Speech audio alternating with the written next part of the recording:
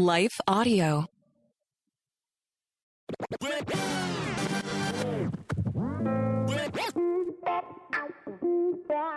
Hey, Dr. Bill Senior here. Welcome to God's Love for the Unlovable Gospel Rant Podcast. We're going through the book of Hebrews. Today we're going to talk about that mysterious fellow whose identity has just grew larger than life in the New Testament, and in fact, used by the author of Hebrews to say that Jesus' cultural gravitas was way off the charts. Right? Curious? Welcome to Gospel Rant and God's Love for the Unlovable. We'll be right back after a word from our sponsors. So we're going to skip ahead to Hebrews 7. No worries. We're going to pick up the guts in the middle in a little bit. So first, who was Melchizedek? Context. In Genesis 14, Abraham had just won a surprising, really miraculous victory. He's headed home. Two kings come out to meet him in the King's Valley. We think that's a little bit west of Jerusalem. It's the king of Sodom, a picture of unrighteousness, self-focus, hey, what about me kind of guy, right? And the attitude of the king of Sodom is, and by the way, he had already been defeated by that very army that Abraham just conquered with just 318 men. You know, the shame and the embarrassment, you get it. He's got some trauma thing happening. But he's going to demand, Abraham, give me the people and keep the goods for yourself. Arrogant, ungrateful, no joy. Then there's this mysterious Melchizedek, the king of Salem. Salem could be Jerusalem. People speculate, probably, maybe. He's also the king of righteousness, meaning he's other-oriented. He's sacrificial. He's not a, hey, what about me, attitude kind of guy, right? And he's also the king of peace. And he blesses Abraham. He doesn't demand, he blesses. He is the anti-Sodom figure. Okay? So here's Hebrews 7, 1-3. For this Melchizedek, king of Salem, priest of the Most High God, met Abraham returning from the slaughter of the kings and blessed him. And to him, Abraham apportioned a 10th part of everything. He is first, by translation of his name, king of righteousness. Then he is also king of Salem, that is, king of peace. He is without father or mother or genealogy, having neither beginning of days nor end of life, but resembling the Son of God. He continues a priest forever. Hebrews 7, 1-3. So, all of that could mean that he was eternal. And likely the author of Hebrews is teasing this a bit in the description, because it could also mean broadly, we don't know who his mother or father was, who his great-grandfather was. We don't know when he was born, when he died. So it really is good Jewish rhetoric that the author of Hebrews is using to make a point. And Melchizedek is an interesting choice to identify with Jesus, and Jesus with Melchizedek, because he, like Abraham, isn't Jewish. I mean, not related to Abraham, right? Most likely. He's one of the dwellers in the land of promise that we just don't know much about. He is one that the psalmist in 110 and Hebrews say is greater, and the one who blessed Abraham in the name of God. It's all very interesting, right? So I'm not going to read verses 4-10, but here's the argument of the author of Hebrews. You only tithe to someone greater than you, so Melchizedek was somehow greater culturally than Abraham. Abraham perceived that. He has more gravitas than Abraham, and therefore greater than anyone who is descendant from Abraham in his loins, whose DNA was there, right? And that would include Aaron, the first high priest, and all of the Levites, the Levitical priesthood. So Melchizedek is greater in line, social gravitas than all of those.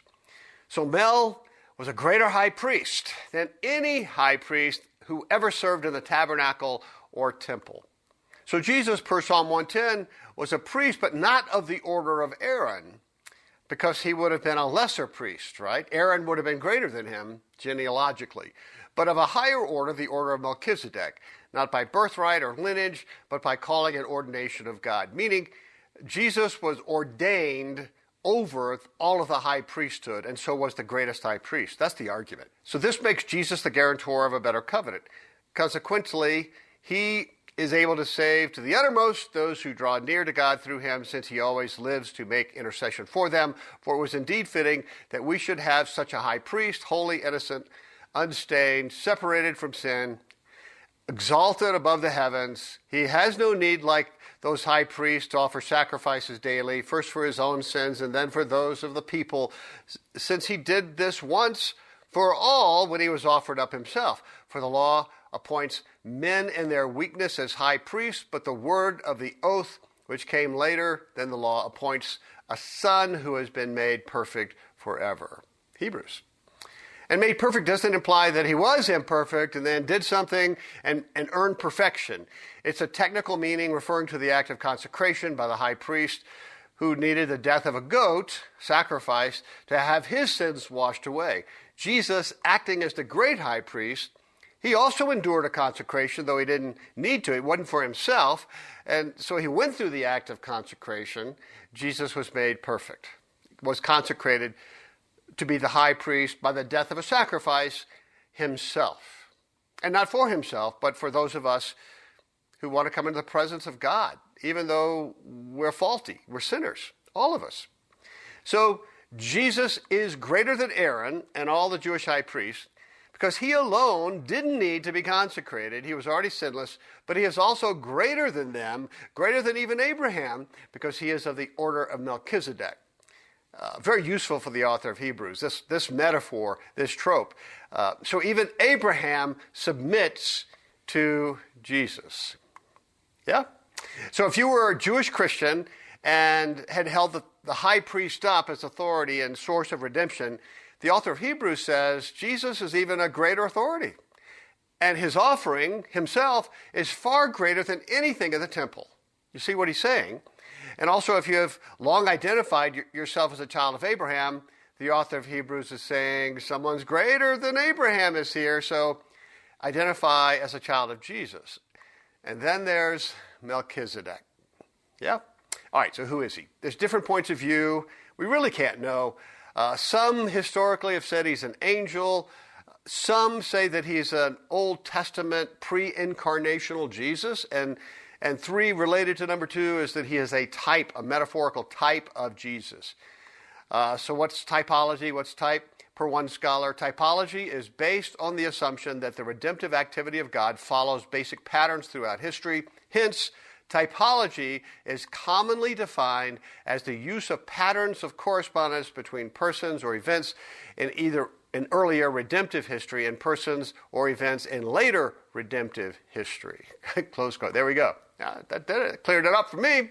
Meaning, Melchizedek and what he did for Abraham is a type of what Jesus did for Abraham's seed through faith, and that includes me. Jesus was Melchizedek-esque. Yeah? Well, you decide, right? This is probably a good place to take a break for our sponsors. We'll be right back. So I want to remind you of one of the possible reasons that Hebrews, the author of Hebrews, focuses on Melchizedek's, right? And it's very interesting. Can't be proven. I'm just saying, based upon my research, could easily be a possibility. We're going to have a little bit of fun. It is a gospel rant here. After all, send me your thoughts. Okay, here we are again, Hebrews 4:14.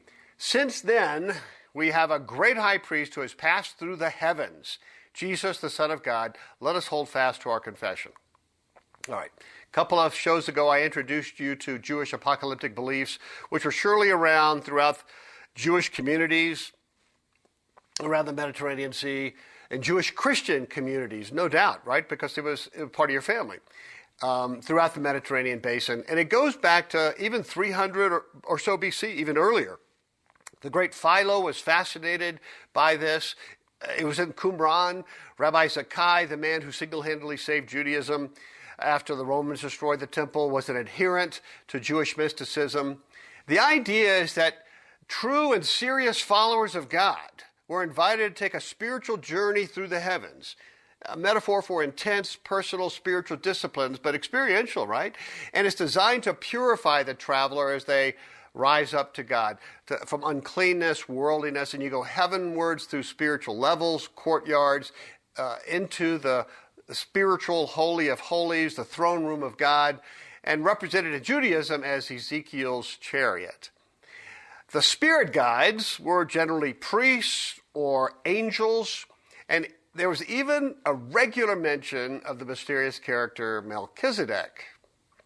So why would this be interesting to Jews who were followers of Jesus, Messianic Jews? Well, one, Jesus wasn't there physically. He was in the heavens, sitting at the right hand of God. So if you were still here and about to endure great persecution, likely from Nero, you would want to see Jesus, to know that he's still there and still has your back and you're still good. You and he are good, right? You would feel exposed, you would feel isolated, and your insecurities would start to ramp up. And secondly, when that suffering comes, you're looking for safe places. Your brain is, or safer places.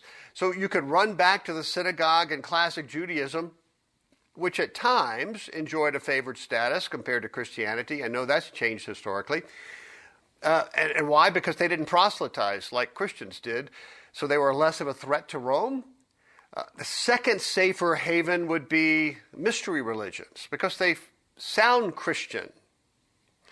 You're not publicly meeting on the Sabbath, right? It's all secretive and underground, and no one could identify you as a member. So you're given things to do, spiritual assignments, which sounds like Jesus, and the goal of which is to join Jesus spiritually in the heavenly throne room. Well, that sounds good, right? So it's appealing in so many ways. So you sign up, you accept a path of secrecy, and you begin passing through the heavens. But the author of Hebrews is in your face, saying, look, if you're a Jesus follower, you don't have to pass through the heavens, because Jesus already did it for you. You confessed it once, and now you just need to cling to that by faith. In fact, to do your own heavenly journey is implicitly to deny the cross. You're saying Jesus' work wasn't enough. You need to purify yourself from all of your sins now. He did some, but the rest of them, the ones that Jesus missed, you got to do those, right? So here's 4:14. So since we already had a high priest go through the heavens, it makes sense, right? And jump through every single spiritual hoop out there, we're just supposed to believe it and not try to add anything to it. That's my rendition of 4:14. Here's 4:15. For we do not have a high priest who is able to sympathize with our weaknesses. I know how you feel, but one who in every respect has been tempted as we are, yet without sin. So he's been persecuted and he didn't disobey. See, in fact, our high priest can sympathize with our weakness, and Jesus was tempted, but he always obeyed. So Hebrews 4:16, let us then with confidence draw near to the throne of grace. Already. Not a heavenly journey that takes months, years, decades, so that we might receive mercy and find grace to help us in time of need when we're being persecuted. So if you're being persecuted, approach the throne. How do Christians do that? The Greek word for draw near implies coming to the Holy of Holies specifically to worship God. Not bringing offerings and sacrifices, right? You have the right of a priest in Christ, so just walk right in. Faith. We talked about faith. Just ask the Holy Spirit for the fruit of faith, in order that you might receive mercy and find grace. That's a chiasm, a parallelism. Receive mercy, grace find in the Greek. It's beautiful. Again, Hebrews is extremely well written. And it's emphatic. That's the idea, because grace and mercy really are kind of the same. It's the same package. You're hurting, you're afraid, and you need some comfort. 4:16 unpacks. So Hebrew Christian, when persecution comes, and by the way, it will, and you're in a place that's beyond your capability, your capacity, run by faith to the great heavenly throne room, and you will receive grace and mercy right when you need it. No need to worry that you're not good enough or clean enough, or you've lost God's favor for some reason, or you're being punished like an unbeliever. No need for additional angelic tour guides of heaven, right? Or even priests to give you heavenly secrets or to give you another sacrifice, but by heaven-sourced faith. Ask for that. Here's Hebrews 5:1. For every high priest chosen from among men is appointed to act on behalf of men in relation to God, to offer gifts and sacrifices for sin. So let me explain. How is it that you can go, Christian, sinful Christian, go directly in the heavenly throne room? Aren't you soiled? Aren't you going to stink up the place? Don't you need some mysterious secret or code word like in Zoom? You need to wait in the waiting room until you're called in to be in a... No. Don't you need appointed priest angels Melchizedek to do some sacrifices for you again? No. 5:1. Human high priests are chosen from other humans and consecrated to offer gifts and sacrifices for their sins. He can deal gently with the ignorant and wayward since he himself is beset with weaknesses. Because of this, he's obligated to offer sacrifice for his own sins, just as he does for those of his people. Hebrews 5:2-3. The good news is that the human priest can have some fellow feeling for those who are weak and gone astray because he's beset with weakness, right? Unclean, sinner who needs a sacrifice too, often disobedient. He needed a sacrifice for his own sin. Hebrews 4:5. And no one takes this honor for himself, but only when called by God, just as Aaron was. So also Christ did not exalt himself to be made high priest, but he was appointed by him who said to him, "You are my son, today I have begotten you," Psalm 2. As he says also in another place, "You are a priest forever after the order of Melchizedek." So, look, all high priests from Adam to Melchizedek are appointed by God. Jesus, too, was appointed by the king, son, and priest, or Melchizedek. All right, verse 7. In the days of his flesh, Jesus offered up prayers and supplications with loud cries and tears to him who was able to save him from death. And he was heard because of his reverence. Although he was a son, he learned obedience through what he suffered, and being made perfect, he became the source of eternal salvation to all who obey him, being designated by God a high priest after the order of Melchizedek. So this is important. He was tempted too. He was put through persecution too. Right? While incarnated in human skin, he had to go before the throne of grace and mercy too. So do what he did. That's our template. When we're persecuted, when we're beaten up, when we're lost, when we're depressed, when we feel isolated, he went to God and cried out for help. And God indeed heard him. Just like he's going to hear you, it was God's will that the answer to his prayer, I know, but this suffering is important. It's going to lead to the salvation of many sons and daughters, and he was willing to obey. The calling, great sacrifice. In the end, his work was perfectly accomplished, fully completed. So what was it? He's now the source of life that has no end. For all those who share his obedience, he was the highest of high priests, greater than Aaron and Melchizedek. So his obedience, says Lane, draws ours after it, and we receive a salvation that does not end. So like the Old Testament high priest, he was chosen and ordained, made perfect, meaning consecrated by the death of a lamb himself, and made perfect. Not that he was imperfect, he was consecrated. He was ready to sacrifice for others as a high priest, the highest of high priests. In his case, he was the high priest and the sacrifice. Yeah? I hope that makes a lot of sense. It's a very powerful Jewish argument, and it should mean something to us. I need to wrap up. I'm writing a couple of interesting books. The first is a teen fantasy for ages 10 to 15. It's Christian, thrilling, adventure novel. One person who just read it said it's life-changing, called The Tale of the Unlikely Prince. Same genre as C.S. Lewis's Chronicle of Narnia. It's fun, it's quirky, about a prince who seeks an amazing quest from a king, big enough to prove his worth and enoughness for everyone, including himself. But he has to learn that not all quests are the same, and this king is just not what he would expect. By the way, it definitely parallels the teachings in Hebrews. Get it for your children, 10 to 15. The second project is a book on overlooked and unappreciated women in the Old Testament, Dance Daughters of the Most High. It's fascinating, lots of fun, great for women's groups, women's Bible studies, book clubs, men as well.